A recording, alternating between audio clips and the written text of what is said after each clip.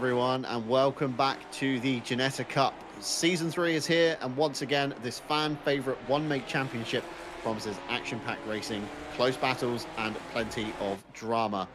After a thrilling showdown last week at the Hungaroring, the championship charge continues as we head to Oulton Park. This classic British circuit is fast, flowing, and unforgiving, and a true test of skill where every mistake can cost very dearly. Joining us in the studio tonight with the cameras is Ash Bibby.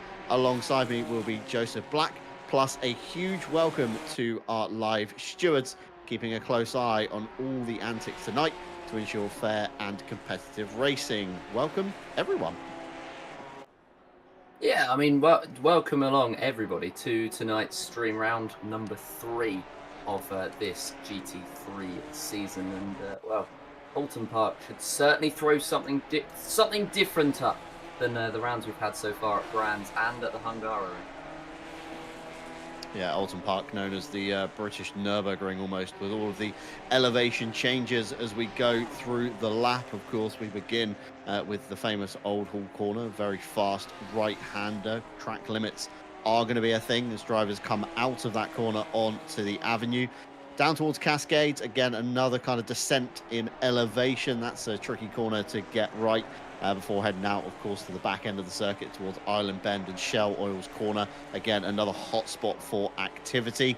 We then got a couple of chicanes thrown in for good measure through Britain's, of course, Hislop, Knickerbrook, as we ride on board here with Ted Edwards in the Race Ventura number 8 as he pitches it into turn 1, Old Hall corner. Nice and safe on track limits. Bollard already taken a tumble there through Denton's, the right-hand kink, before we almost hop our way down through Cascades. A long sweeping left-hander, crucial to get a good run out of here because it's quite a lengthy run as we head through Lakeside down towards Island Bend of turn 4. Quick dab of the brakes, down a gear, chucking it in, being careful of the inside as a car ahead there, kicking up lots of dust as they head towards the Shell Oil's corner of turn 5. Ted a little bit late on the brakes, skates up the banking, not what you want to do. Ideally, keep the car low and use the camber of the road to suck the car around as he opens up the steering through turn 6, flicks towards 7, 8 and 9. Britain chicane, very quick succession of corners, very easy again to get wrong, and each side is grass, so a very unforgiving circuit as Oulton Park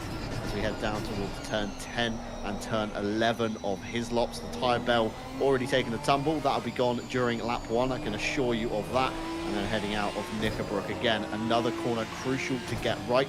The exit curve very savage as Ted comes up under the bridge over the top of Clay Hill towards Water Tower and into Druids. The car wants to push wide. You've really got to get the weight thrown forward to get good turn in through the double apex right-hander before heading out under the Warwick Bridge towards Lodge corner of turn 16. A good passing place if you can get the run, very wide entry, and the inside line always prevails. Big oversteer from Ted Edwards as he comes out over Deer Leap, turn 17 and towards the line. Will it be an improvement for the Race Ventura car? And it isn't, sorry, at 143.2, Ted's best. A 142.7. At the top of the board, though, Andy Boardman and Will Stevenson matching each other once again, Joe. It's going to be a battle between Andy and Will today. I can see this one coming already. Yeah, just like it was last time out. I mean, there's a sizable gap at the moment, over 5/10 between Boardman at the top and Ers in P3. And so, those two are going to continue to try to fight. It's low, very, very low visibility here in the night at Oulton Park, which makes it just all the more exciting as that is somebody in the background going across the circuit and off almost of the circuit. Not 100% sure who that was, but not a moment that they would have wanted to see us now. We can barely see Peter Varga heading across the hairpin at the halfway point of the lap. Yeah, I think it was Callum Kerwin we saw in the background there, the 777, taking a exit towards driver's left as he came out of Cascades, trying to avoid Peter Varga, who was on his fast lap. I think Kerwin was on an out lap, so politely trying to yield, and did himself over in the end on that one. Just over 4 minutes of the session to go, though. Times are looking rather competitive towards the top. Andy Boardman and Will Stevenson, still no change there. And as you mentioned, half a second back to Ted Ers in P3. And then we've got rather small margins between everyone until we kind of get down towards the Peter Varga, Ted Edwards end of the field, when gaps begin to open up a little bit more. So it's going to be a tricky one here tonight, Joe. As you said, no floodlights really here at Oulton Park. It's not known for a circuit that is, renowned for night racing. There's no floodlights on every corner. It's not like you're walking into broad daylight. It is a very, very dark circuit. And I drove some laps here just a few moments ago before we came on air, and it is dark out there. You lose the apexes behind windscreen pillars. Being a right-hand drive car, again, the right-hand side A pillar blocks a lot of the vision into the right-handers. Left-handers, not a problem. Great vision there, but any corner that turns right here, absolutely blind, as Raphael Huell comes out of the final corner of Lodge over the top of Deer Leap, turn 17 towards the line. He will go, and it's a good improvement towards the front end of the field. Raphael Huell throwing his hat in the ring with Andy Boardman and Will Stevenson. So potentially 3 solid drivers. Just over 3 minutes to go. Anything can happen. Lots of drivers still out there, Joe, on their laps. Yeah, and with Huell diving his way up there, normally he's in and around the mid-pack, so I'm expecting that everybody else can dive, can jump up towards the end of this session with just a couple more minutes left. That means that they've only got a couple more minutes to set their lap times, and we'll try to come across the line with the time right up there with those top 3 at the moment, as we've mentioned earlier. Huge gap between the top 3 and then 4th place as well, about half a second between Huell and Ted. Some of these drivers are going to try to bridge that, and they will sense an opportunity, as there are quite a few other drivers in and around the second behind the pole time mark. So there is a lot of work to do for a lot of them.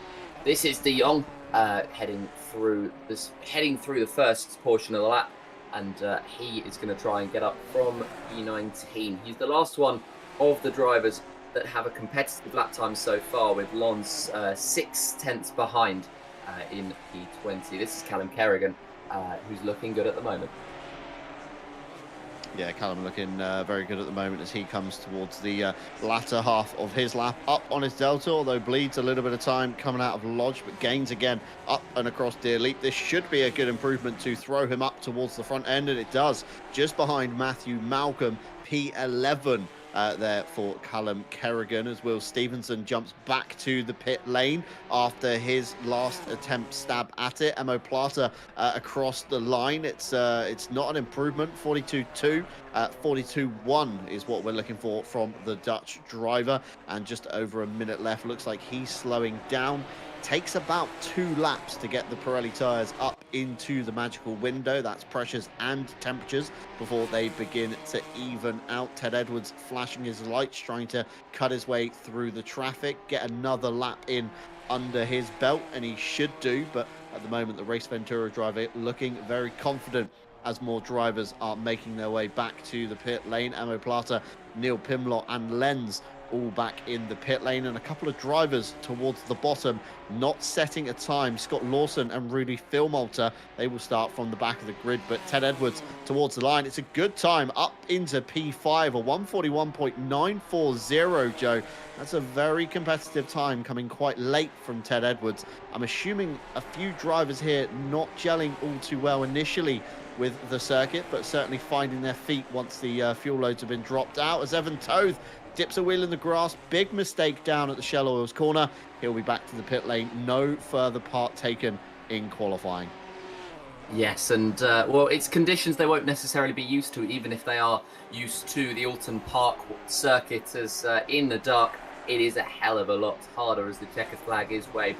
Huell sits atop that pole position with a 41.2, and well, he's got well, everyone else has got a lot of work to do as Ted Ers hits the wall there, and that will be the end of the man who's going to peak in 6th place with a lap time just inside the 41s.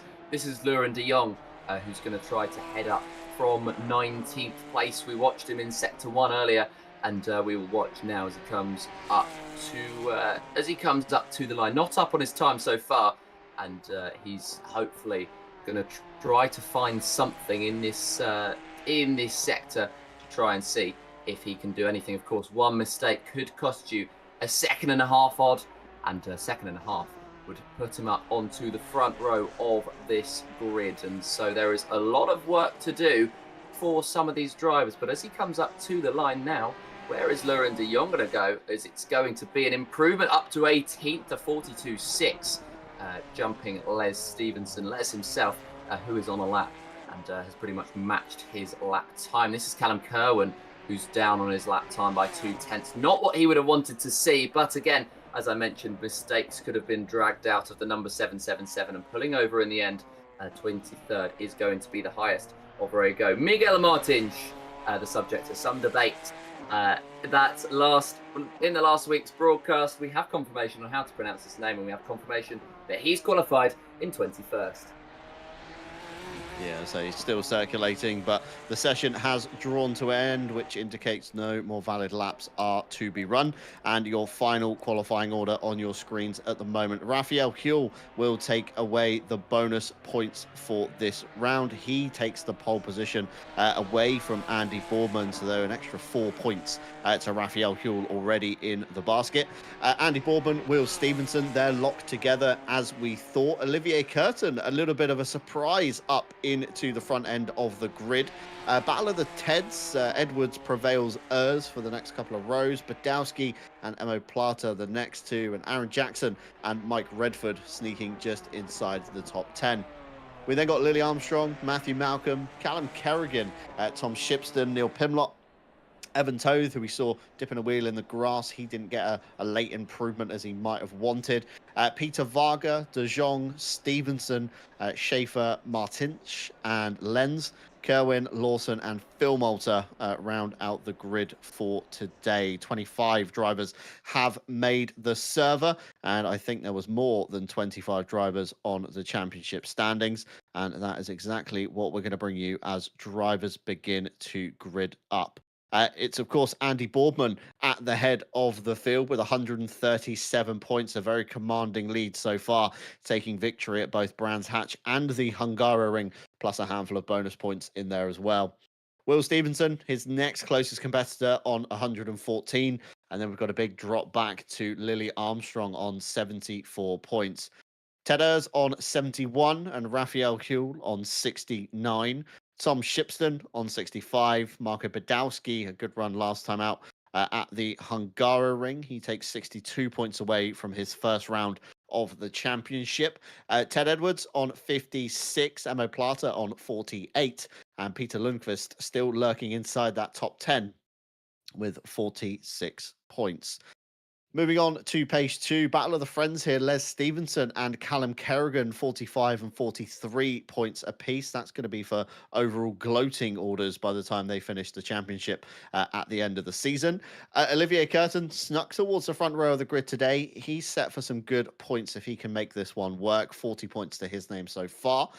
Evan Toth on 38, event admin Kevin Boss on 36, Aaron Jackson on 31, Rudy Philmolter on 26, although he'll start from the back of the grid today, so Mike Redford and Neil Pimlott and Peter Varga should, in theory, prevail their championship hopes. 22, 21 and 19 points round out your top 20.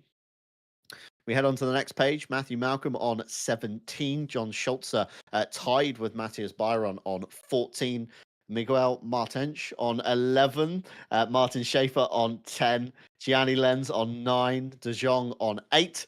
Scott Lawson and Callum Kerwin yet to take any championship points. And Christian Lindgren, saw on the website yesterday, unfortunately signed out among all the other drivers you see on your screen at the moment. Lee Howard, Calatayud, Humphreys, Dorber, De Gaulle, and Ollie Mulder will take no further part. So 36 drivers have signed up. 29 drivers remain in the championship race and 25 drivers on the server today. And you can see before the cars get fired up just how dark it is here. We spoke about it earlier, Joe. It's a very dark circuit, Oulton Park. There's some lights in the pit lane and in the paddock, but out on the circuit, there isn't a single light other than when you get to the top of the hill, turn 14, water tower, there's an odd lamppost behind the Armco, and that's it. That's all we've got here today. Well, and it's going to be difficult for them to find reference points because you're very much relying on your own memory of the track, as well as the few points you can see at the start of the race. There is a little tiny bit of light, but it will very soon fade away as well. You'll get the headlights from the drivers in front and behind, but that's about all you'll get. As the only references you'll see for those cars as well is those headlights and the numbers that you can see on the top right at the moment, currently displaying their grid positions. We're getting a great shot, by the way, of some of the very interesting liveries we've got there. That was a Cornflakes advert sitting in the middle of the pack. Looking further down, this is the iconic Les Stevenson livery. Somewhat glad we can't see that tonight particularly, but I'm sure it'll be back in full force for the next round of the season. Now heading further towards the end, we've got some more interesting liveries. That was the 975 of Rudy Filmalter with that very mismatched livery, and then the Jurassic Park theme for Lundqvist down the bottom of this field. But it's Huel that heads it up, and we've got less than 30 seconds until the drivers will be underway for the race around Oulton Park.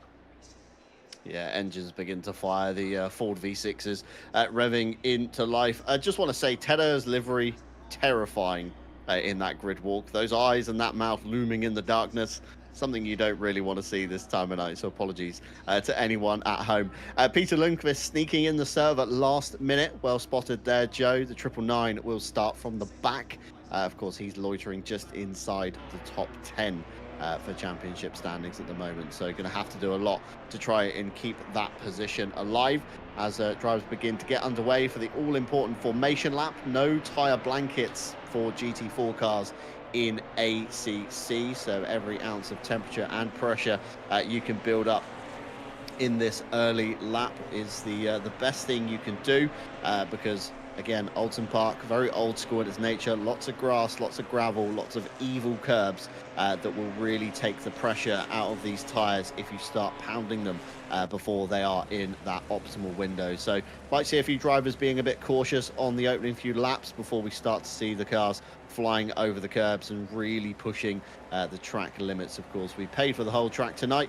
We might as well use it as we begin our formation lap. Now's a good time to tell you guys, of course, about the RCI calendar that's coming up this week. It's looking rather quiet on the horizon. However, there is some things in the back end of us working out at the moment. So Friday, we finish our first Le Mans Ultimate Championship. They head up their final round at Interlagos in Brazil. Late sign-up is still an option for that one. Anybody keeping an eye on the website for Night Owl would have seen that we are, of course, moving that to Le Mans Ultimate. It's officially on the website with sign-ups open as well. Frantic Sprint Racing with hypercars is going to be a recipe for late-night fun next season. 13 out of 38 spaces filled so far. That was when I checked last night. Could, of course, be a few more. So don't miss out by being too late on the sign-ups. Get your name down for that one. Those of you in the Discord may have noticed as well, World Tour is also on the website as a pending event. Sign-ups open this Saturday. That's Saturday, the 27th of March, with a shorter calendar for this year, 4 rounds instead of the 5, but still featuring all of your favourites and, of course, the big 24-hour race too. Custom RCI BOP and up to 6 drivers per team with no tyre limits. Pre-qualifying begins March 22nd at midnight and rounds out April 18th. So you've got nearly a month to get your times on the board and assemble your teams together for that one. If you were with us just a few weeks ago, you would have seen on RCI TV as well the Ready Set Sim Endurance Series on iRacing. 54 out of 60 spaces filled for that one. And for the first time ever within RCI, trophies are on the table for the teams finishing in the top 3. And alongside Ready Set Sim has also put in €400 of prize pool as well. So if you fancy some silverware or even some cash, get yourself signed up for that one.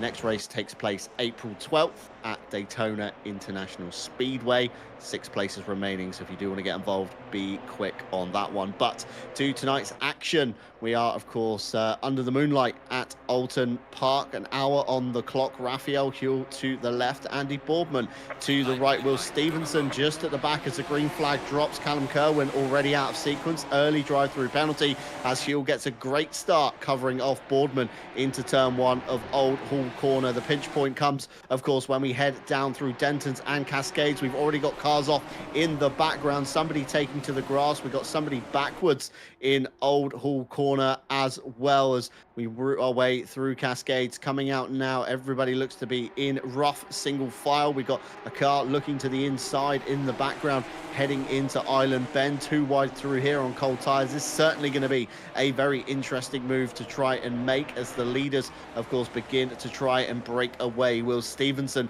latching onto the back of Andy Boardman. Raphael Huell at the head of the queue, and Olivier Curtin just dropping off the back ever so slightly as we take our first trip through the chicanes. Everybody in the background, though, single file, very sensible. It's what we want to see, but Huell with a much better run over the hilltop down towards turn 10, and Andy Boardman in the background, feeling the pressure already of Will Stevenson in this early stage. The tyre wall already being bounced out of the way in turn 11. I told you that wouldn't last long, and I was right there. Everybody using it as an apex marker until it's kind of gone and it's not there anymore, and it becomes a real pain. Under the only lamppost at the top of the hill, through Druids we shall go. Raphael Huell still out front. Andy Boardman, though, breaking away a little bit from Will Stevenson, looking a bit scruffy on the exit of Druids as they head down towards Lodge Corner. Boardman not close enough to make a move, but still within the earshot of Raphael Huell should he make a mistake. Down through Deer Leap, up the other side for the first time here at Oulton Park, and Raphael Huell leads the opening lap, although Andy Boardman in close tow. Will Stevenson looking in a bit of a no man's land as we see in the background Aaron Jackson trying to size up Mike Redford for the battle of the top 10 essentially there. And track map on the right hand side, Joe, we've lost a few drivers already out of the queue. The 199, the 7, and I think also the 8, if my eyes aren't mistaking me. And I'm sure Ash Bibby has plenty of replays in the background ready for us.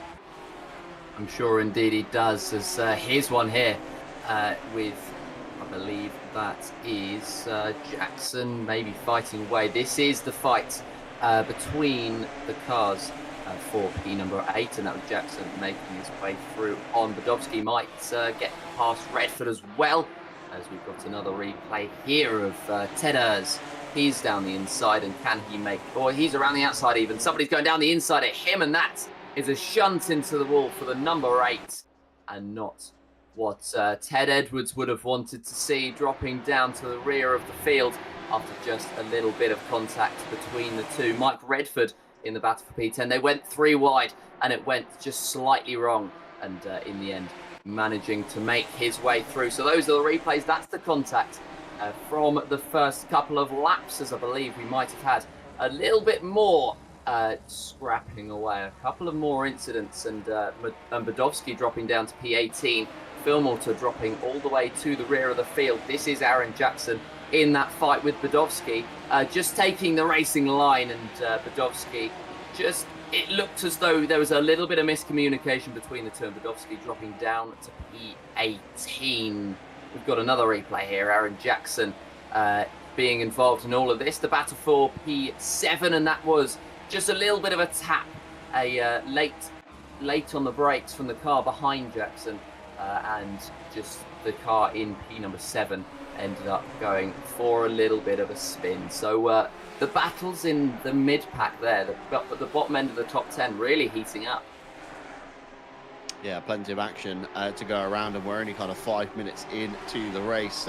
Raphael Huell still out front from Andy Boardman and Will Stevenson. They've broken away from Olivier Curtin, who finds himself under pressure from neighbouring countryman Emo Plata, and Ted Ers in the mix as well. Les Stevenson, though, in the mix just outside the top 10, as we've got a brief yellow flag thrown I think that was for the number 13, if my eyes aren't mistaking me, down into the Shell Oils corner. So still more action happening. We're not yet done with all the kind of argy-bargy of everybody sorting themselves out in their race pace and their queues that they want to be in. So plenty of action for the live stewards to get their teeth stuck into. Of course, a big shout out to those guys next door to us. We'll be routinely passed pieces of paper through from the stewards room, and we'll bring you the latest of what we get.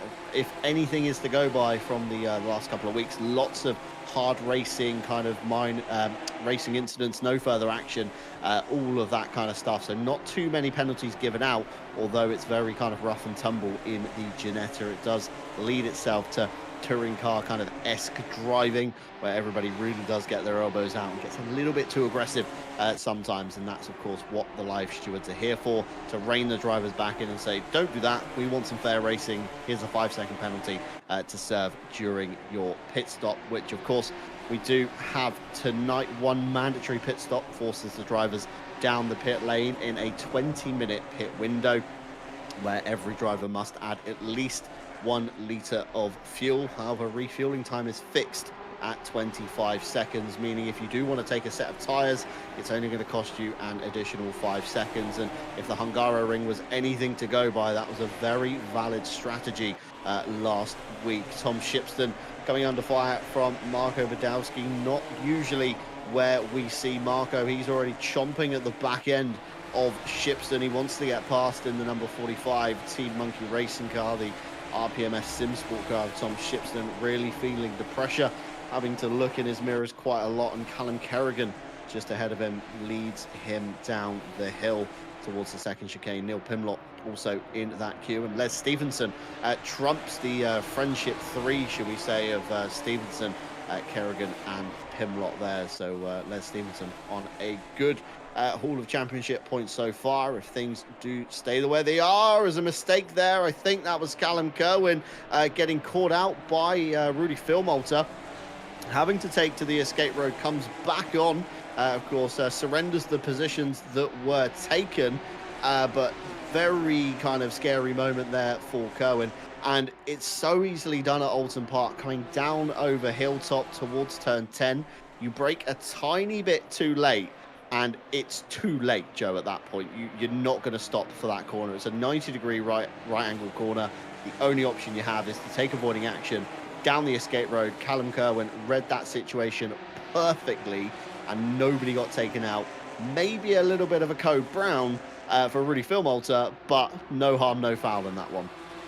No, and that's the sort of reactions you need as a racing driver, especially in the dark, because you'll have less cues. You'll know less what the drivers in front are about to do, and for Callum Kerwin, doing very well to avoid an incident. We're watching as Lily Armstrong tries to pressure the man who's held on to P8 despite all of the incidents that have been occurring in and around that position, and will try to make her way past the number 99 as they head through now what is the 4th lap of this hour-long race. And Lily Armstrong right on the rear. Lots of dust being kicked up from the cars ahead, so maybe some of them trying to push quite hard. At the moment it's being successful with Jackson 3.5 seconds off of the back of Mike Redford in P7. So there's just quite a lot of dust being kicked up by those cars for it to be remaining there, and it's still there as they head through now the final sector and they head under the bridge. Can Lily Armstrong get close enough to fight with Jackson, or is it going to have to wait another lap? You can see in that rear view mirror, by the way, how little visibility the drivers will have in terms of those behind, and just all you can see is the headlights of the cars and a brief look at the pit lane. Other than that, there's pretty much nothing you can see, as this is Jackson trying to defend from Lily Armstrong. Armstrong, who gets a strong exit out of the first corner and looks to maybe pull alongside to try to force a mistake out of Jackson, but at the moment Jackson holding on to P8, Aaron Jackson that is, in the Caillou racing car at the number 99, holding on to that position, closing in to Redford just that little bit, 6/10 on that last lap. But Lily Armstrong continuing to look to pressure, and these two are breaking away from towed behind.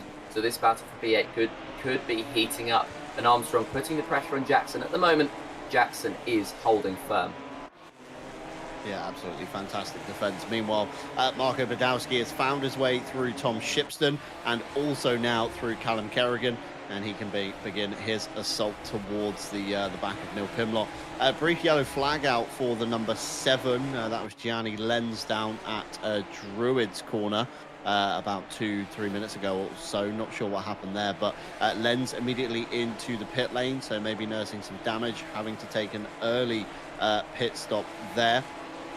Just to get that car fixed and back underway. That, of course, won't count for the mandatory stop here tonight. Pit window isn't open yet, and when it does become open, top middle of your screen, you'll see the notification. We're about 9 minutes 45 away from that happening, and typically a lot of drivers we do see going quite long in their stints from the past couple of rounds, as Miguel Martins looks for the inside line on Peter Lundqvist down towards Lodge Corner. I did say this would be a good passing place if you can get the run down the Warwick Bridge, side by side, down and up the other side of Deer Leap. They will go. Martins will have the inside of Old Hall Corner, although hasn't got good enough traction off of Lodge. Has to brake a little bit later than Lundqvist around the outside. There's a twitch. There may have been a slight touch, but no harm, no foul as they head down towards Denton's. Lundqvist still not giving this one up, and I think Miguel there just late enough on the brakes into Cascades to get the overlap done. The Portuguese driver can now focus towards the front end. Tom Shipston being the next car up. He's about 1.7 seconds up as lots of dust being kicked up. It's always a worry when you see dust coming up through Island Bend, because you immediately look to the outside of the corner to see if anybody's taken a trip through the grass and gravel, as Martins goes wide there, allowing Lundqvist up the inside. So position reversed once again. Beercatcher versus Sim Brothers Racing, and Neil Pimlott sideways, facing the wrong way, I think, as they headed through Britons. That's a bit of a scary thought to see, as we see a longer race replay here of the battle that we've just witnessed between Lundqvist and the number 62 of Martins as they head through Denton's down towards Cascades. Of course, position was reversed. Neil Pimlott, though, losing a few positions. He's found himself backwards somehow in the Britain chicane, and we kind of catch the tail end of it, of him getting back underway. So we can only assume a bit of an aggressive fight, or possibly a bit too much curb hooked, Joe. We've seen drivers being very greedy over these curbs so far, and you catch it a little bit too wrong, Phil Roberts was telling me, and these cars really don't like it. There's a bit of a fine line between how much curb you can take and how much curb you can take before the car will spit you out and round, and probably what's happened to Neil Pimlott there, because no contact lodged on our tool. Yeah, and well, it's one of those things. I was mentioning it earlier when we were watching on board. It's with Lily Armstrong, who is trying to get past Les Stevenson around the outside, and that's a pretty simple move, as Les just pulls off the racing line and recognises that Lily is faster at this current moment in time. But it's one of those things that I mentioned earlier. It's really, really difficult to see, as just in that shot alone, all we can see is the rear of Lily Armstrong and the front of Les Stevenson. It's very, very difficult visibility-wise, and fair play to these drivers, especially with those markers being taken off on the beginning of lap 1, that they're able to keep going. This is Neil Pimlott coming under pressure from Sharper behind. Can he make that move?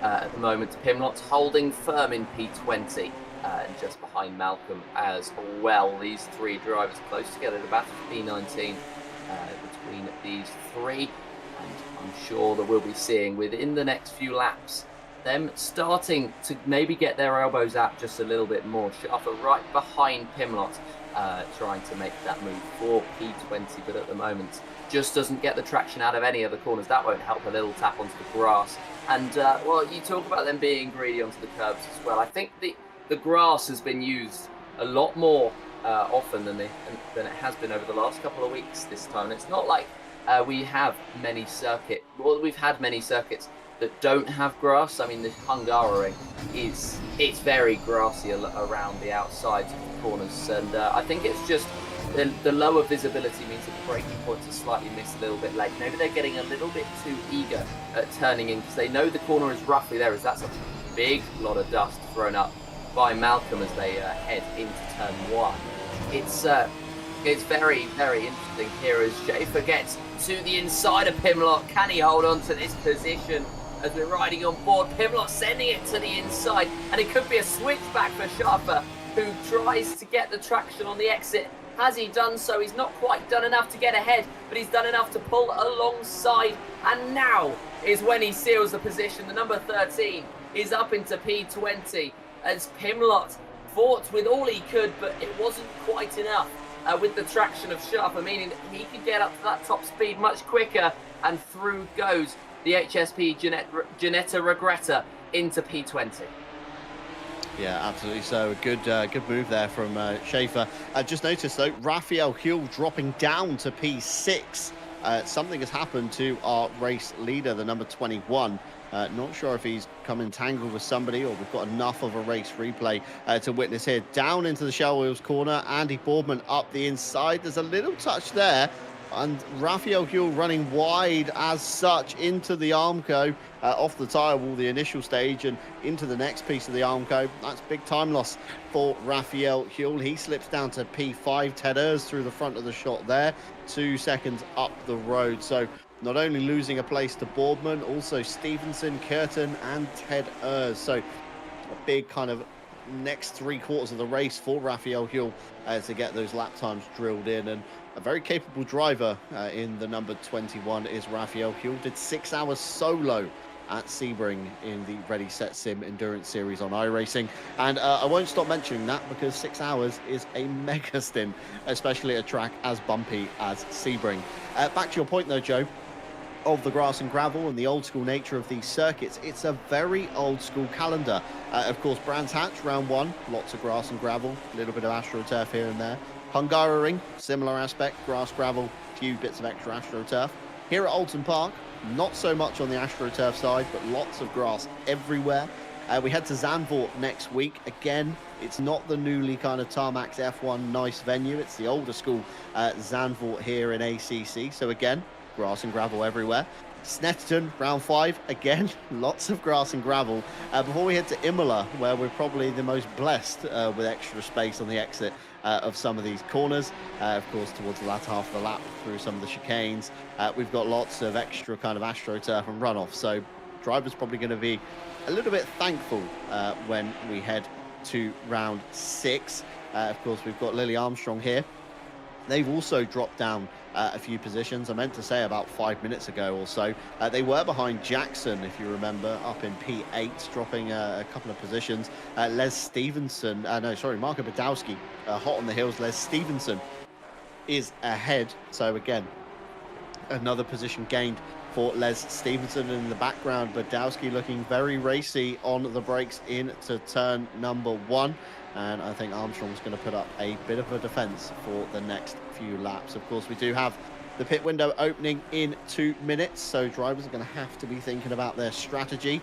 Have some drivers short-filled, have some drivers over-fueled, essentially, as we see a race replay here. Matthew Malcolm and Martin Schaefer coming together down Cascades, and I think that was Schaefer going off to driver's right, so he's going to have to do all of that work again to get past Neil Pimlott, if I'm not mistaken. Neil Pimlott has actually overtaken Matthew Malcolm as well.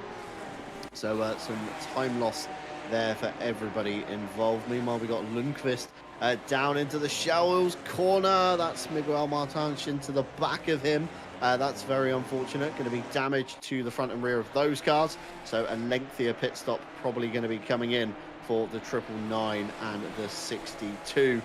Who has actually dropped a few more positions since that race replay as well. The number 62 now down in P17. Yeah, not ideal for Martins, and clearly that damage has affected him quite a lot as he's dropped down all those positions and lost a bit more time to Laurent de Jong in 375 ahead of him. 2 seconds is the gap between 16th and 17th at the moment, and yeah, not ideal at all as we've got just under a minute before the pit window opens. But someone tell the number 7 who's already into the pits, presumably with damage in that case, as we're watching with Rudy Philmorter right in the thick of a battle for P18. This one that has waged on since the start of the race, and it will continue. Pimlott, Malcolm, Philmorter, Schaefer, these 4 just very, very close, and contact on the last lap, just getting a little bit of the elbows out, has invited Filmore to turn this battle from 3 cars into 4, and Imlot at the moment back into the lead of this one, and he's going to try to hold on to it, and that's Filmore going a little bit wide, slamming into the wall, and well, he's out of the battle. That's the commentator's curse right into effect, as Pimlott and Malcolm are side by side for that position. But we'll watch that replay there of Filmore, where it just went out so wrong. Too much curbing taken, and round he went. And the 975, surely with damage, will be very, very happy that that pit window has now just opened. Yeah, I mean, curse to the commentator, you're fitting right in already, Joseph, with us up here in the commentary box. It seemed like everybody was playing follow the leader through turn 1. The first couple of cars went wide, the next 2 followed suit, and unfortunately, Phil Malta's car just didn't grip in the same way as those ahead of him, and straight into the wall, as you said. Big damage on to that car, but as you said, of course, pit window is now open, so Rudy has to limp the car back round once again. But of course, he will be able to make that repair count in with his mandatory pit stop as well. So probably good timing on a bad thing in a sense there. We've been told by McKenna McConnell the first lot of stewards reports have come through, and you'll be pleased to hear lots of racing incidents, lots of minor contacts, lots of no further actions. The only kind of major one we've got to look at, although this again is a no further action, was for lap 2, turn 7, involving the 99 and the 45. The 45 takes to the curb, straight lines into the 99 and takes themselves out. The 99 continues unaffected, no further action. So everything is looking fine and dandy up in the stewards box. We've got no penalties to serve at the moment, so nobody's going to be held additionally in the pit lane. But again, never say never. We're up to lap 2 on the stewards reports. We're of course 12 laps into this race, so still 10 laps of incidents to pour over. We've seen a few already, courtesy of course of Ash Bibby behind the cameras, that's doing a fantastic job bringing you all the action, as Aaron Jackson and Mike Redford find themselves together. I think Jackson has just overtaken Redford if we do look to the timing tower on the left hand side, that's now updated as they head across the top of the hill. So Jackson in clear air now to try and break away and head up towards the back of Raphael Huell, although 4.8 seconds is going to be a bit of a big ask, as we've already got some drivers electing to take their mandatory stops. Les Stevenson, Martin Schaefer being the first 2, as we see a penalty popping up for Les Stevenson. And as I look to my right-hand side, it's for an incident on lap 2, turn 11, involving the 46, the 78 and the 28. It's a 5 seconds for the 48 for avoidable contact on that one. And just scanning the list, that's Callum Kerrigan in the 28 and the 78. I'm struggling to see Joe at the moment. If you could also help me out here. 78 is Evan Toth.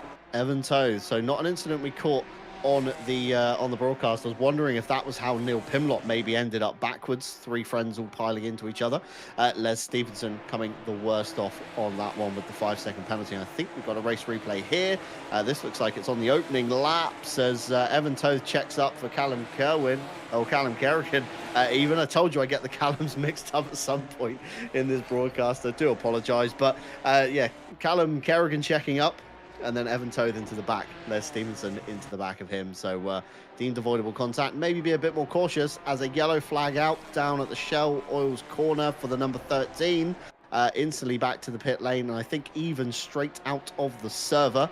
The timing tower did shift very quickly at that point, and out of the server, Emo Plata will take no further part. He suffered a disconnect, which isn't what we of course want to see here, as Rudy Filmalter gets driven through by Peter Lundqvist on the exit of Britons.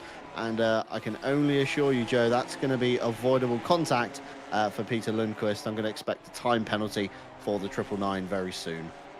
Yeah, we're now down to 24 drivers, with Gianni Lund leaving as well. He was down in 25th. He's now no longer down in anywhere. So we're down to 24 in this session.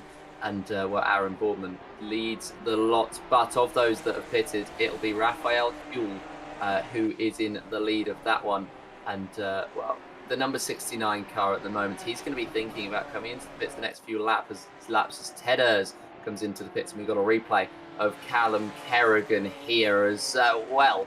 Little bit of maybe netcode contact, but contact regardless sends Kerrigan off into the grass, and he drops down the field. He's now into the pits as well, in the pit lane. So is Ted Ayres. So we've got a couple of drivers coming in. The rest of them staying out fair enough at the moment. The top 12 staying out as Ted Ayres, the first driver to not be in said pit lane. He sits in P15. Interestingly enough, in P2 of those who've come into the pits, 4.6 off of Raphael Huell, as the timing screens will update to tell you just that information. But those ahead, I mean, it's a battle between the undercut and the overcut now. I think it's going to be the strategy that does decide this race, because they're all quite close together in this field, all up and down. There was all individual fights going on, and now the strategy is going to come into effect. And I think towards the end of this race, those with the undercut are going to have an advantage. Yeah, I think it's a good point to note. Of course, breaking yourself out of these train fights that we've been seeing, or these duels that we've seen in some other aspects of drivers. It's all about clean air at Oulton Park. I find the clearer you can get a run, the better.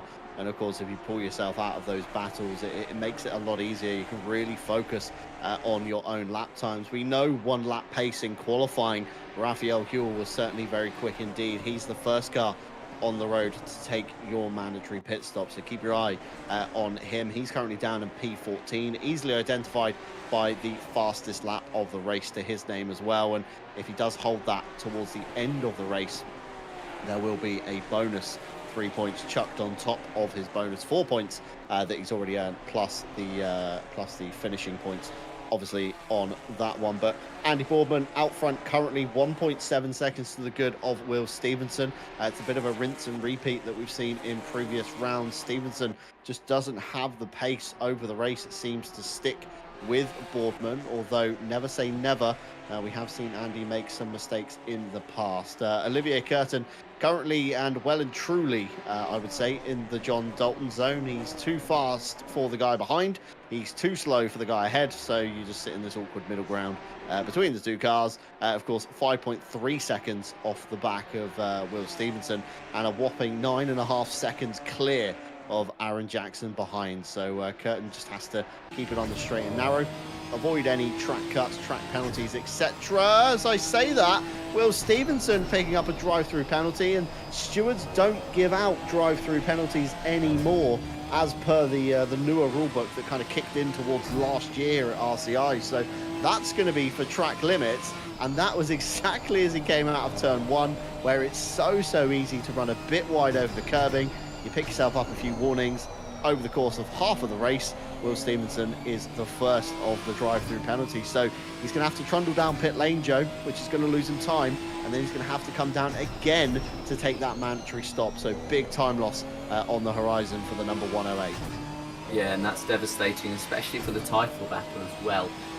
He was right in the thick of it with Boardman, but now having to take that penalty, already being behind Boardman on the circuit, and that is really going to cost him a lot of time. But Raphael Huell can still prove a thorn in Boardman's side, and I'm sure he will do, as he's been very, very quick in the last few laps. And across this whole race, really, Raphael Huell has had that pace advantage over the rest of the field, holding the fastest lap and also the quickest by a margin over the last couple of laps. He's, a tenth quicker than almost everybody else on the field.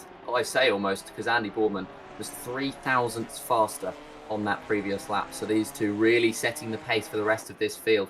And Boardman is going to continue on for at least another lap. He's on to 17 laps now in this race. We've got half of the pit window left open, and Will Stevenson comes into the pits to serve that penalty. Is what's happened to Olivier Curtin. He's dropped down the field. And he drops down now into P10. We will catch a race replay of what happened to Curtin here, and we might not have been able to catch it. And well, Olivier Curtin, whatever's happened to him, it means he has dropped right down, and unfortunate for him there, as just going straight off of that circuit, and big lockup I think it was there for Curtin, and the number 111 dropping down behind Malcolm into P11 now. So not what he would have wanted to see. So remember a few laps ago, I was praising Olivier Curtin on how well he was doing. He was towards the front end of the grid. He was living his best life on the bottom step of the podium, comfortably in the John Dalton zone. He unfortunately came round Island Bend, ran a bit too wide, hooked the grass, went for the hole in the wall, missed the hole in the wall, hit both sides of the wall and parked himself nicely on the apex with a bit of oncoming traffic. He managed to get himself turned back around, going back through the hole in the wall, spinning around in the gravel, back underway again, and just limping the car back to the pit lane. So very unfortunate. I was only praising him just a few laps ago, and once again, Kirsten, the commentator, kicking in here as we see Aaron Jackson up into that bottom step of the podium now. He's had a fantastic run so far in the Kaiju Racing white car. It's based off a Valvoline car. I think they all went with NASCAR themes a few years ago, the Kaiju crew, if I remember rightly, which is why Evan Tove has that Kellogg's livery as well. There was a Jeff Gordon DuPont livery, and I think there might have been a Dale Earnhardt senior livery as well, the number 3 good wrench car, probably a Kaiju wrench or some play on words on that one. As we see the top guys beginning to pit, Andy Boardman pulls himself into the lane alongside Will Stevenson. Mike Redford continues, although Aaron Jackson, Evan Toth and Badowski all coming down the pit lane. They've split this race nearly in half. 2 minutes under the halfway mark. Tom Shipston also in as well. And we've not touched on the pit times. I did a practice run through the pit lane myself earlier on. It's about 53 seconds if you take a set of tyres.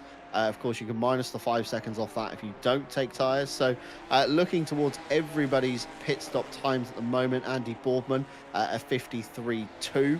Raphael Hewler 52.6. That's a very quick time indeed, but still taking tyres nonetheless, I would say. Lily Armstrong 52.8 as Aaron Jackson rolls out with a 57 flat. So that's going to be probably some damage fixed for the Kaiju car there. We've got, of course, Evan Toth 56 seconds down the lane as well.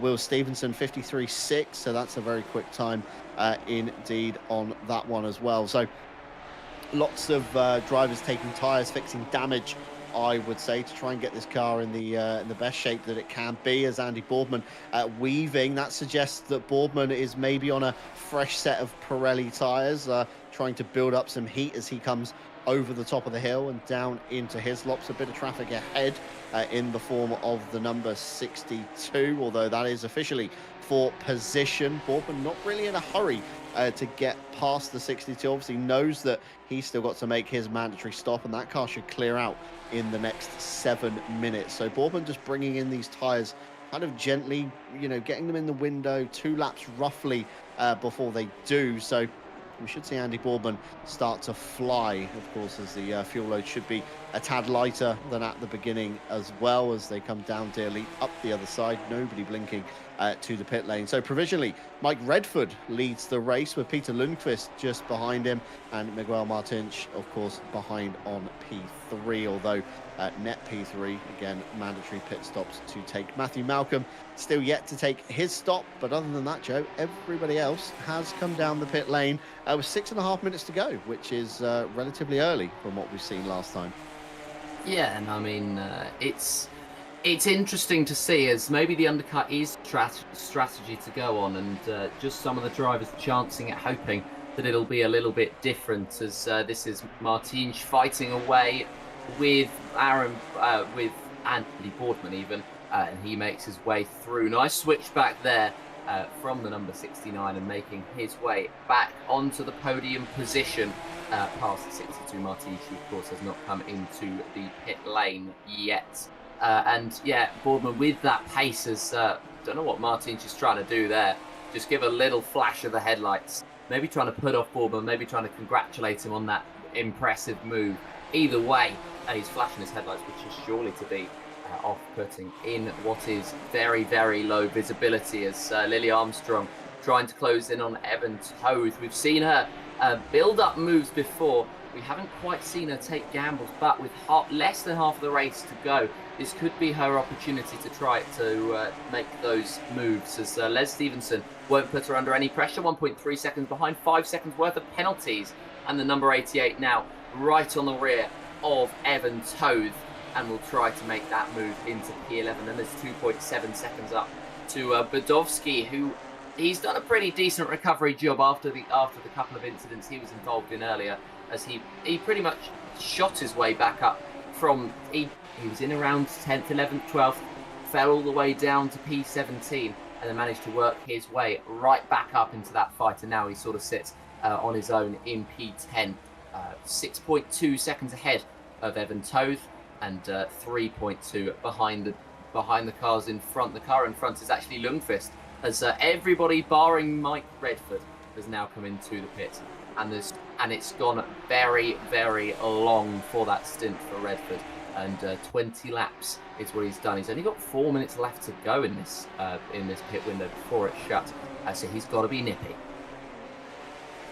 Yeah, roughly 2 more laps for Redford to come down the pit lane and make his mandatory stop. So probably overfueled the car slightly in the beginning to try and get as far up the field as he could do. I mean, it's not a bad thing to do, but when everybody's in the same car, every kilo kind of matters. As we see Evan Toth make a mistake at the Shell Oils corner, up the bank, and he goes under the inside.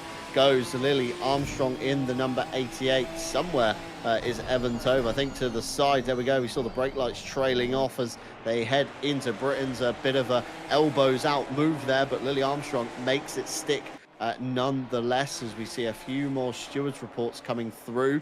And as predicted, Peter Lundqvist with the big penalty. It's 15 seconds to the Swede. So we'll start off with the incident on lap 13, turn 9. That was involving the 975 and the 999, as we catch a race replay here.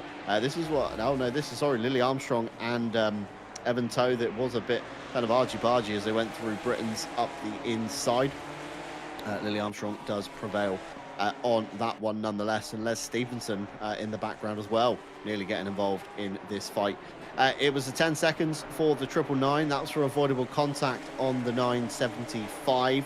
We did say that when we watched it back. And then the second one, incident on lap 14, turn 15, involving the 28 and the 999. An additional 5 seconds for the 999 for pushing a car off the track.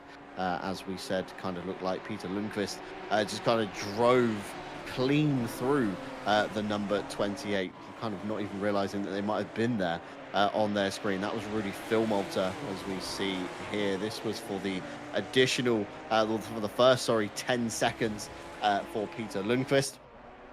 And then, of course, the second one, the number 28, that was for the additional 5 seconds. So, relatively speaking, stewards have been quite calm tonight in terms of penalties. The 5 seconds for Les Stevenson, the 15 seconds for Lundqvist, and that is all she wrote for now, as Mike Redford still circulates as your race leader. He's going one more time. He's clearly got enough in the tank. He's got more than enough on the timer, providing he doesn't make a mistake. Of course, it's a 1 minute 42 lap here.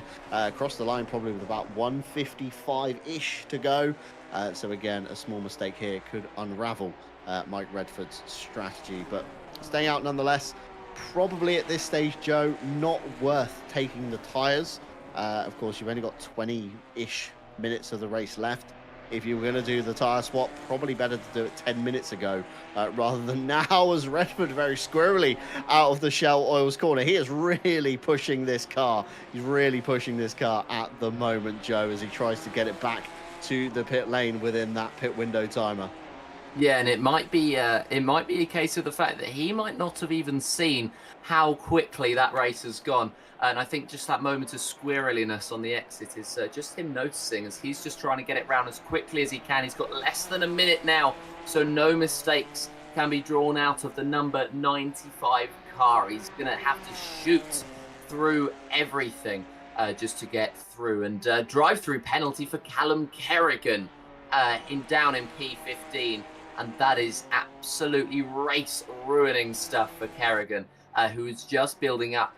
But now that's all gone downhill for the number 28, and well, he's had to come into the pits to serve that penalty. As now Redford, he is going to finally dive into the pits. He had 20 seconds to go.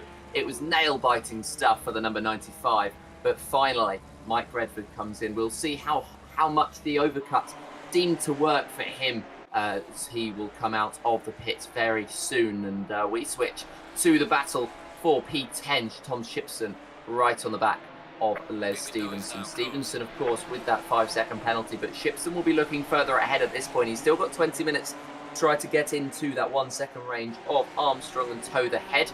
It's 1.1 between Toad and Stevenson. It's actually jumped up to 1.6 at that last sector. So Shipson will want to get past soon, because he can see that deficit to Stevenson, and he can see that it's increasing, the difference between Toad and Stevenson, and Shipson will want to make his way through, as Aaron Boardman then is back into the lead of this race.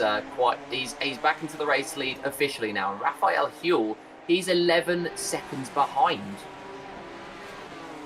Yeah, Huell, of course, just in P2, 11 seconds. I mean, it's not the end of the world, given, of course, the mistake that was made. With a bit of hard battling coming out of the Shell Oils corner. You know, into the wall, bounced it out, bounced it back on, lost about 4 or 5 positions in the early stage, but certainly had a very good comeback. And I think you were right, Joe, the kind of overcut, as it were, on that one working a lot better for Raphael Huell there, as Evan Toad chasing down Lily Armstrong into the Shell Oils corner. Not close enough to have a look yet. Tom Shipson, though, sniffing at the back of Les Stevenson. And I think, if I know Tom, I don't think he's going to be too phased about trying to hurry a move through Les. He knows it's, you know, it's on the cards nonetheless. Once that 5-second penalty comes in, Tom just has to stick with the back of Les, and all should be well and good. Speaking earlier, though, drive-through penalties, you noticed Callum Kerrigan netted himself one. Olivier Curtin also netted himself one as well. The triple ones day going from bad to worse after the big impact through turn 4 into 5, as he tried to thread the needle through the wall. That wasn't to be. Big front end damage, and of course a big time loss for Olivier Curtin. Such a unfortunate thing. Very good qualifying result, but just didn't have it in the race, and the pit stop costing for the damage 1 minute 47. So considerable time loss. That's pretty much a lap lost by the time you've limped the car back and back out of the pit lane, as well as getting everything back up to temperature again. So such a shame for the Belgian driver, but nonetheless, he'll probably bounce back next week as we head, of course, to Zandvoort. That's going to be round 4 on the calendar. Round 5 the following week after, March 31st, takes us to Snetterton before we round out in Imola. April 7th, as we see Battle of the Callums there. Callum with a K, Callum with a C. Kerrigan versus Kerwin, and Kerrigan, of course, steaming on through past Kerwin as another drive-through penalty comes through, this time for the number 62. It's raining drive-through penalties in the server at the moment, it seems, Joe. Every driver kind of on the edge of their track limits warnings already. Yeah, and I think that might come as a result of the fact that they can't really see any notable braking points, as well, of course, it is pitch black here in Oulton Park, and some of the time we genuinely cannot see anything on that circuit, barring the headlights of these cars. And perfect demonstration, all we can see is the bright yellow livery of the number 108 in P3. The 108 is going to come under pressure from Ted Ers, a battle that he would not have wanted to see himself in, but a drive-through penalty has forced him to be in this sort of situation, in this sort of predicament, and now he really is under pressure from the number 48, a driver, of course, with a lot of paces, Ted Ers, but Stevenson as well. His pace would dictate that he would be further up, and he's going to try to use that all to full effect now as he tries to close in to Raphael Huell in P2, and will try to worry about Ted Ers as little as he possibly can. We've got a quarter of this race to go. And for Stevenson, It is now crunch time as to whether he can fight his way back up. It's also crunch time for Shipston if he wants to get in the top 10. And running wide was Les Stevenson, rejoining the circuit just ahead of Shipston. So possibly that could get looked at by the stewards within a couple of minutes' time. But Stevenson at the moment holding on to P10. Shipston trying to close in on the driver in front and trying to get himself involved in the battle ahead. He does make that position as Stevenson once again pulls off to the left-hand side of the circuit and doesn't offer much fight to Shipston, as now the number 60 has got a 3-second gap to bridge to catch up to Toad and Armstrong. He's already cut it by 0.5 of a second, so half an entire second, and he is closing right in on this battle, Armstrong versus Toad for P at number 8. The two Americans scrapping it out, and this is for some of the lower of the top 10 positions. Toad trying to pressure Armstrong, just like Armstrong applied pressure earlier on, and will try to make this move within the next few corners, because he will feel now as though he's faster. Of course he is at the moment because of the slipstream effect. So regardless of who is actually faster at the moment, it is Toad who has that pace advantage. Shipston 3.0 seconds behind, and so these two could be joined by somebody who would possibly be slightly more unwelcome in the fight. I think these two have gotten used to fighting with each other over the last few laps, and Shipston would be an entirely new entity. Yeah, I completely agree with you there. I mean, Les Stevenson with the 5-second penalty, I don't think was going to ever put up much fight against Tom Shipston. The last thing you want is, of course, additional time penalties that then shuffle you further down the board. The only saving grace for Les, the next car down, Peter Lundqvist, 15 seconds off the pace on his time penalty, 7.6 seconds away from him. So again, with the penalties coming in, Les should comfortably keep P11. So the last thing you want to do is fight Tom too hard and put either yourself or both of you in the wall. So probably very sensible from the number 46. Lily Armstrong, though, certainly does seem like the better car of the two, although looking at last lap times, Evan Toth ever so slightly quicker, 0.1 of a second in it. And 0.1 of a second, it's absolutely marginal when you think about the bigger picture here at Oulton Park. It's a circuit that kind of gains and loses in various ways depending how you're coming out of corners, how you're going into corners. Of course, the dirty air effect of Lily Armstrong on Evan Toth, that's going to be hurting grip through the faster corners, as we see Callum Kerwin staying way out of the way a little bit too much, I think, licking the wall coming out of the Shell Oils corner, and Miguel Martins goes through in the number 62, so up another position. It's P17. Kerwin will drop to P18, although given the fact Callum Kerwin's first debut race, I think, RCI, I'm sure he'll correct me if I'm wrong later on, but nonetheless doing rather well, picking up a sim rig and I think monitor, I think he told me, off Facebook Marketplace just last week. So there's definitely some bargains to be had out there for anybody looking to get into sim racing. There's plenty of options available to you, and second-hand equipment market certainly very, very good in some aspects. And you see there the dirty air effect of Evan Toth as he comes down through Cascade, stands on the brakes, goes to flick the car in, and there's just no front end on that car being so close to Lily Armstrong. Lots of understeer, has to correct back out of the throttle, and again back off the rear of the number 88, and again got to do it all over again with just under 12 minutes to go. The clock is ticking, time is running out at about 1 minute 42 a lap. There's going to be about 7, maybe 8 laps at a push currently in this race, as Mike Redford in a bit of no man's land just ahead of the fighting duo of Armstrong and Toth. I think there's a lap car even in between them as well, so kind of good breathing space for Mike Redford. Marko Badowski up the road, looking at the last lap times. Badowski the quicker of the two, 142.2 versus a 142.4, invalid by Mike Redford. So maybe a track cut, maybe Mike Redford on the last of his warnings. But towards the front, we've got Will Stevenson being pressured by Ted Ers. This is a fight I didn't think I would see today, Joe. No, I mean there's a lot that's happened in this race, and at the end of it, I mean, Will Stevenson with that drive-through penalty, it's really cost him Teders. As I mentioned, pretty quick. He's been able to stay within range, and he's actually much quicker, at least on the last lap. He is almost exactly 0.8 of a second quicker than Will Stevenson, and well, so he's demonstrating his pace behind the 108, the 108 that we can see very well in this light. So thanks for choosing such a visible livery, at least when we can see it from the chasing car's perspective. And well, they'll continue on fighting for the last 10 laps of this Grand Prix, the battle, or not the Grand Prix.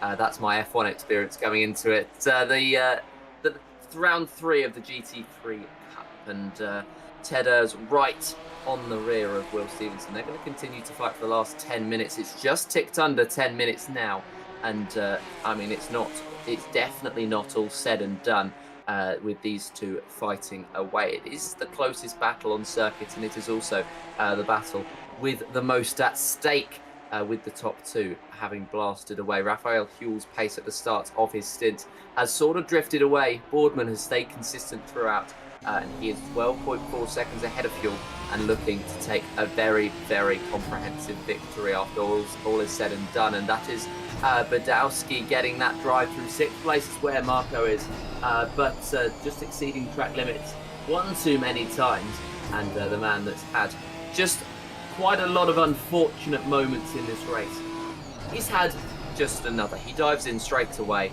to serve it, but it has not been his day, and he will drop down now behind the battle between Armstrong and Toth, behind Redford as well, who's done very well to make that overcut work, and he sits in P6, and he's had a very, very strong weekend, and Badowski comes out in P9, as that was a moment from Teders heading into the grass on the right-hand side of the circuit, and he's lost a little bit more time to Stevenson, about 0.3 in that one singular moment, and he's going to have to try to work his way right back into this fight. And Stevenson, for him, he's going to try to take advantage of the mistakes and try to blast away, as this is Shipston, who's now caught up to Toth. Toth, who is just behind Badowski, the battle for P8, has lit up, and Lily Armstrong seems to have pulled away in 7th. Yeah, absolutely. So Armstrong does look like the faster of the pair. We did mention this earlier on, looking at lap times last time by. It's a 42.9 for Lily Armstrong. Evan Toth, 43.7. So nearly a second loss there for Toth in the number 78. And now he's got, of course, Badowski to contend with, and watching his mirrors with Tom Shipston looming as well, ready to pounce should a mistake happen in the final dying stages of the race. Of course, Badowski, final nail in the coffin, essentially, wasn't it, for today, after such a good run at the Hungaroring last time out, netting himself P2. Looks like he kind of set himself up, or tried to set himself up, as Evan Toth picks up a drive-through penalty as well, a little bit too wide at the top of the hill through Druids, and that's the final track limit strike for the number 78. Immediately pulls into the pit lane to serve that one. Got to be so careful on the pit entry here at Oulton. It's got a bit of a chicane in it. It's not as fast as you think it is as you approach the lane. Flick the car through before standing on the brakes to hit the pit speed limiter. So Tom Shipston will now promote himself up another position. Les Stevenson will take advantage of that one as well, but can he clear the 5 seconds that he needs to remain in P10? Meanwhile, towards the back end of the field, though, the 28 and the 62 find themselves locked together. Just under 7 minutes to go as they cross the line towards turn 1. In theory, I'd like to say Miguel should have this one in the bag. A 43.2 last time by versus Kerrigan's 43.5, and that was invalid as well for Kerrigan, so maybe exercising track limits in a bid to try and stay ahead of the number 62. Keep your eye on that one on the timing tower, just in case something does happen there.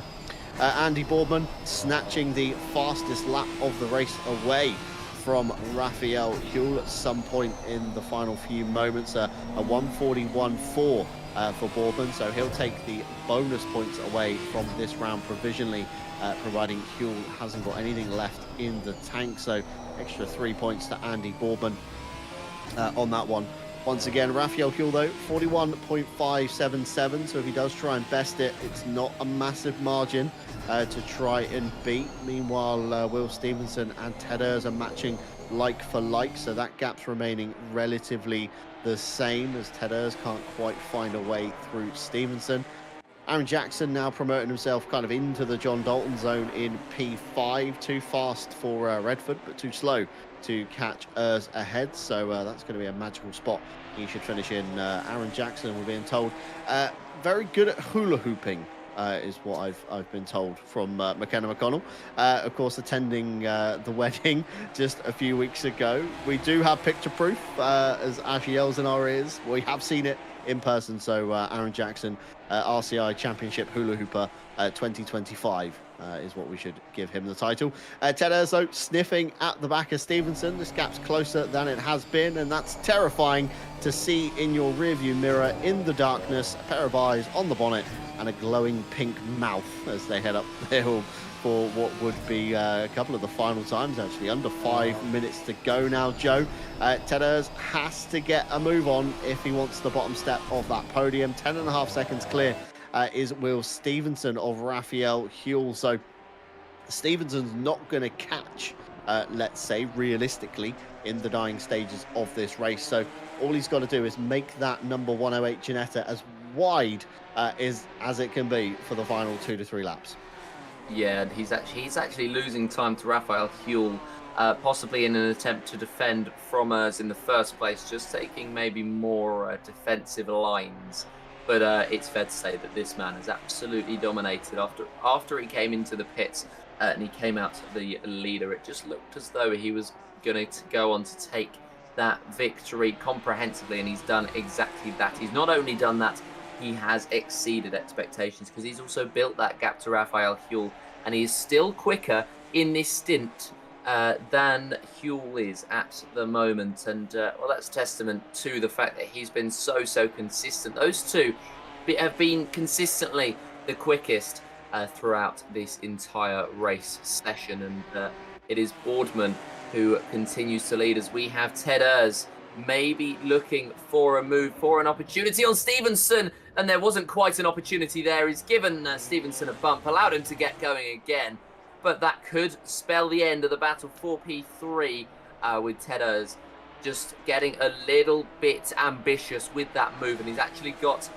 Jackson right behind him, that being the number 99, Aaron Jackson, just 1.4 seconds behind, so the battle could be on for 4th rather than 3rd, but it's certainly the battle for 3rd is over, and Stevenson appears to have won it. That is, if he hasn't picked up any damage, which of course we hope he doesn't. With 2 minutes 48 left in the session, that would be devastating for the number 108, and at the moment he holds on to P3. Ted Urs P4, maybe a penalty coming his way. The stewards will be looking at it at the moment, and he has Jackson right for company for that spot just underneath the podium.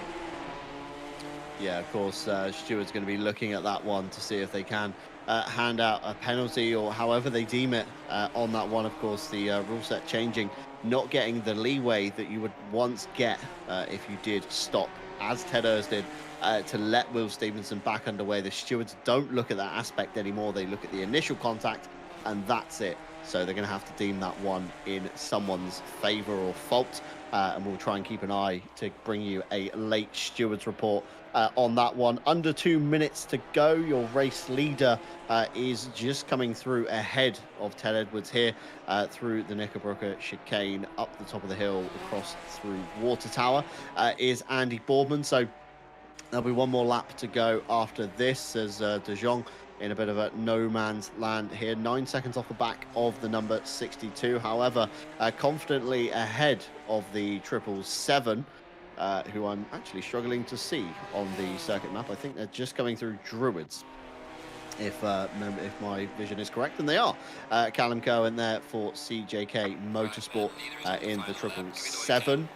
Car ahead, I think that is Raphael Huel in P2. So maybe able to follow P2 just to see, maybe learn some tips on how to get round Oulton Park as in the late stages of the race. The number 62 tries it up the inside of Island Bend. That's going to put them on the outside for Shell Oil's corner. However, looking to try and do the up and under on Kerrigan, but Kerrigan covers it off, hugs the inside line, gets a good drive off the corner compared to Miguel, who has to kind of back out the throttle a little bit. Meanwhile, Badowski on the back of Lily Armstrong. We've kind of been snoozing for the last 10 minutes or so. However, everybody realizing the clock is ticking, it's nearly hit zero and time is running out to get these moves done, as Badowski and Lily Armstrong will go on to their final lap. 30 seconds on the clock. Andy Boardman is already about halfway through the lap, so this will be the final time as Peter Varga picks up a late drive-through penalty. But the sister car, the Team Monkey Racing entry, tries the outside of Denton's, setting themselves up for the inside of Cascades. It's side by side. There's contact between the two. Armstrong holds on. Badowski spins out to the inside, gets back underway, although big time loss for the number 45. I don't think he's going to be close enough now. I think that was the only chance he had in this race to get that move done. Unfortunately, just not working out the way he'd anticipated. You can see how frustrated he is throwing it in to the Shell Oil's corner for the final time. But it is this man here, Andy Boardman, once again, the Greased Weasel Racing entry, will take another victory here in the Ginetta Cup Season 3 here at Oulton Park. And you can see how elated he is, a flash of the lights, a victory wiggle as he comes across the line. He's driven faultlessly today, has Andy Boardman. Raphael Huel, a good comeback from the incident earlier on. You can see he's also pleased, a flash of the lights there for the number 21. Will Stevenson just about holding on after the battle earlier on with Ted Ers that came to blows through the Shell Oil's corner. He'll come through despite the drive-through penalty as well in P3. Ted Ers a close P4. Aaron Jackson just not doing enough. And Mike Redford in the dying stages, picking up a drive-through penalty. He's electing to take it rather than it being added on to his race time at the end. You can see how frustrated he is, storming into the pit lane. Lily Armstrong might pick up an additional place. I think they do, because the line for the pit lane is after the start line. So Redford can't actually do the drive-through. So that's netted 30 seconds on to the end of his race time. So Mike Redford's going to shuffle down. A few people will shuffle up. Of course, Peter Varga, late drive-through penalty. Olivier Curtin looks like another late drive-through penalty as well. So plenty of times to adjust. And we see a late move from the number 62, firing up the inside at the final corner. Is he going to hold on? He gives the position back to Callum Kerrigan. We saw a dab of the brakes there from Miguel Martens as he comes out of Lodge Corner, down Deer Leap and up the other side. And De Jong will be the final car to cross the line. Andy Boardman doing a full victory lap for us here on RCI TV. And final results on your screens at the moment, Joe. Just as it all was winding down towards the end, it all began to kick off once again. But it was Andy Boardman taking away your victory. Raphael Huel and Will Stevenson will round out the podium. And of course, we had Mike Redford, late drive-through penalty, down to P11. Peter Varga drops to P17. Les Stevenson keeps the P9 despite the 5-second penalty for him. Of course, we had also Olivier Curtin, 30 seconds to his name. He'll remain in P19. And Peter Lundqvist with the extra 15 seconds, of course, hemorrhaging some time at the end. What a race that was, Joe. It started off well, it dipped in the middle, but it certainly reached a good climax towards the end. Yeah, that's probably the best race that we've had so far this season. Of course, it's only round 3, and so we got some more rounds to come. But I think that could take it as one of the most exciting races of this season as well. It just seemed to have action throughout. I mean, there was almost constantly fights continuing between most of the drivers, and at the end of the day, it was the driver who dominated so easily, Andy Boardman, who took that race win, and so well deserved. And despite the fact that we had such a dominant race victor, everybody else scrapping away. They made it a pretty good spectacle. Yeah, absolutely. So, fights up and down the grid. Lots of drivers we didn't kind of expect to come together in the fights based off their qualifying positions, but drive-through penalties, stewards' decisions, and mistakes meant they all did come together in the end. It was a good race to certainly watch back. I know a lot of the drivers do like to watch back because, again, you get to see stuff that you didn't see from inside your car, and especially in the night of Oulton Park, you can't really see a lot even in your own car. So certainly a good one to watch back. Of course, we haven't mentioned a big thank you to you guys at home during this broadcast. We thank you very much for joining us.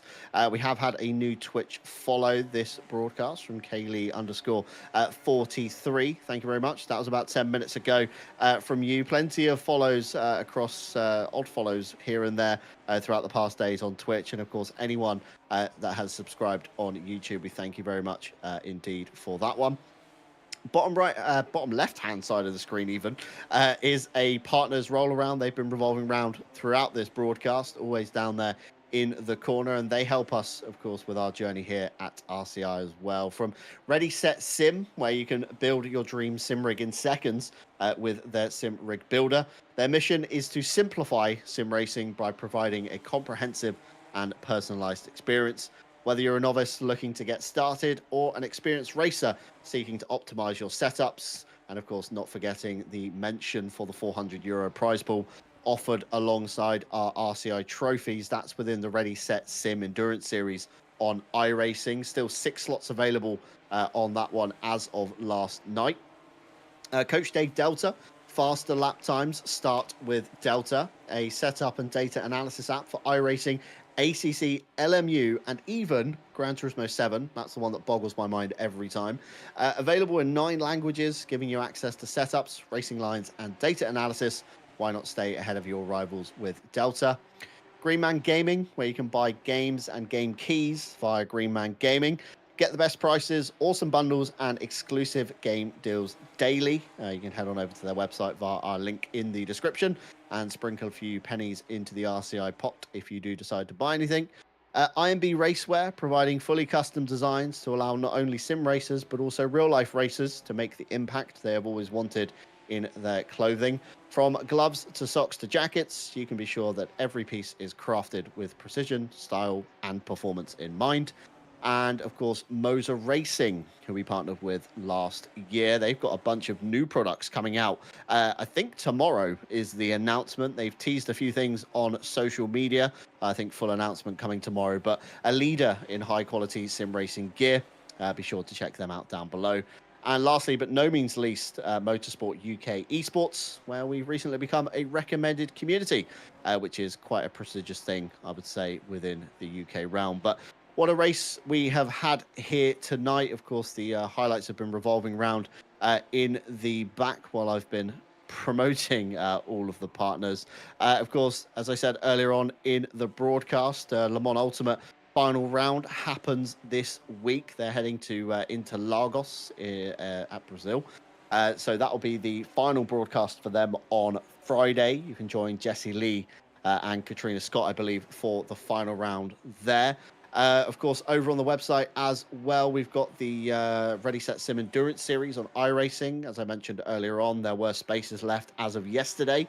You can have a shot at €400 of prize pool money and some RCI trophies for the first time ever. So you could be one of the first to win one of those. Night Owl, as I mentioned earlier on, moving to Le Mans Ultimate. That's also on the website. 13 out of 38 spaces filled on that one. So don't be too late on signing up to that. And also World Tour is on the website as well. If you want to take a look at that, get your teams together, get gathered on what you're going to drive, who's going to drive where. Saturday, the 22nd of March for a shorter calendar this year, 4 instead of 5 races, but still featuring all of your favorites and, of course, the big 24-hour as well. Custom RCI BOP and up to 6 drivers per team with no tyre limits. Pre-qualifying begins the 22nd of March. And, of course, you can find all of that on the website, racerci.com. It's been a great broadcast tonight from Oulton Park. It's been very dark. Hopefully next week we'll have some more daylight to bring you, make it a little bit easier maybe for us up here in the commentary box as well, as we head to round 4 at Zandvoort. As I mentioned, of course, Friday, RCI TV, Le Mans Ultimate Final. Jesse Lee, Katrina Scott join those guys. But you can, of course, join myself, Ash, and Joseph Black next week when we head to Holland for round 4 of Ginetta Cup Season 3. So from myself, John Dalton, from Joseph Black alongside me, from Ash Bibby behind the cameras, and of course all of our live stewards, we thank you very much for tuning in. We hope you have a wonderful rest of the week, and we hope to see you on Friday on RCI TV. Take care. You ready? 3, 2, 1, go. Get behind the wheel, let's go. Grip the road, feel the flow. Thunder roaring, steel alive. Live this dream and drive. Tires burning with gasoline. Push the limits, chasing green. One shot, don't slow. Go on, we'll take control. Engines scream alive tonight. Blazing past the red line. Outrun the night, won't lose this fight. Follow the road, red line for show. We're chasing taillights, don't let go. Under the stars, we'll go so far. This is who we are. Chasing taillights. Chasing taillights. Chasing taillights. We're chasing taillights. The miles they fade, but they don't die. Faster now, the hours fly by. Sweat and gears, hearts in sync. On the edge, on the brink. Clock ticks down, stakes are high. One mistake, we kiss us goodbye. Don't slow down, we're not done. Finish line for the strong ones. Engines scream alive tonight. Blazing past the red line. Outrun the night, won't lose this fight. Follow the road, red line for show. We're chasing taillights, don't let go. Under the stars, we'll go so far. This is who we are. Chasing taillights. Chasing taillights. Chasing taillights. Chasing taillights. Feel the rush, see the goal. Every second, take control. The world blurs, time won't wait. We rise, we fight, we accelerate. 3, 2, 1, go. Follow the road, red line for show. We're chasing taillights, don't let go. Under the stars, we'll go so far. This is who we are. Chasing taillights. We're chasing taillights. Chasing taillights. We're chasing taillights. Chasing taillights. Chasing taillights. Chasing taillights. We're chasing taillights. We're always chasing taillights.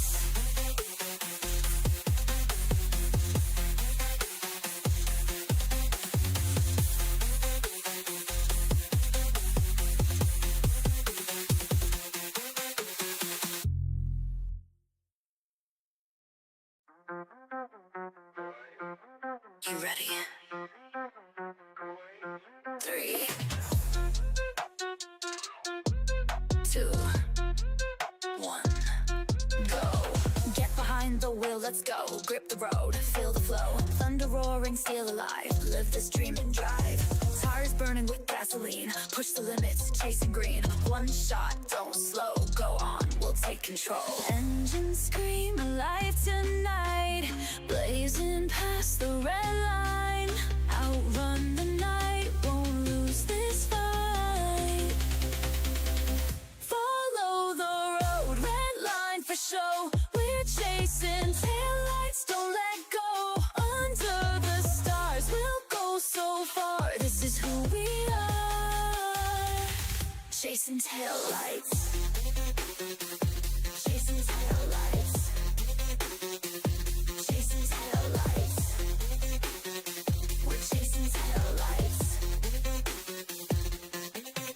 smiles, they fade, but they don't die. Faster now, the hours fly by. Sweat and gears, hearts in sync. On the edge, on the brink. Clock ticks down, stakes are high. One mistake, we kiss us goodbye. Don't slow down, we're not done. Finish line for the strong ones. Engines scream alive tonight. Blazing past the red line. Outrun the night, won't lose this fight. Follow the road, red line for show. We're chasing taillights, don't let go. Under the stars, we'll go so far. This is who we are. Chasing taillights. Chasing taillights. Chasing taillights. Chasing taillights. Feel the rush, see the goal. Every second, take control. The world blurs, time won't wait. We rise, we fight, we accelerate. 3, 2, 1, go. Follow the road, red line for show. We're chasing taillights, don't let go. Under the stars, we'll go so far. This is who we are. Chasing taillights. Chasing taillights. Chasing taillights. Chasing taillights. Chasing taillights. Chasing taillights. Chasing taillights. We're chasing taillights. We're always chasing taillights.